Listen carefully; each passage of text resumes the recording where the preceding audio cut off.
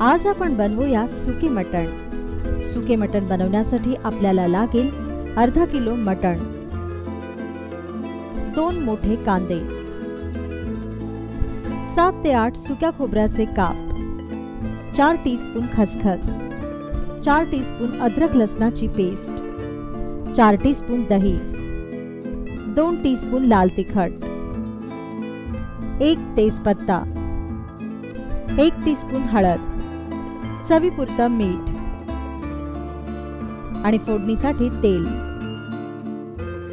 प्रथम एका लोखंडी कढई किंवा तव्यात अगदी थोडा तेलावर कांदा, सुके खोबरे व खसखस वेगवेगळे भाजून घ्या। आता भाजलेले हे जिन्नस एकत्र करून याचं वाटण वाटून घ्या। मटण स्वच्छ धुवून कापून घ्या।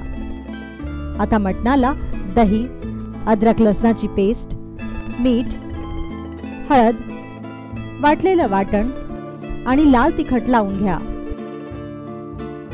या मॅरिनेशन मध्ये मटणाला छान एकजीव करा आणि साधारणतः 15 मिनिटांसाठी हे मटण असंच मॅरिनेट करून ठेवा।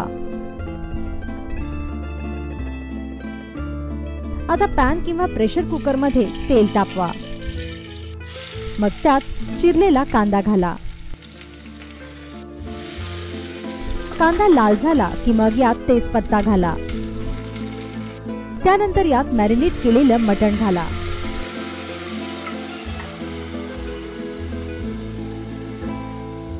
आणि सर्वात अखेरीस यात पाणी घाला आणि हे मटण शिजवायला ठेवा।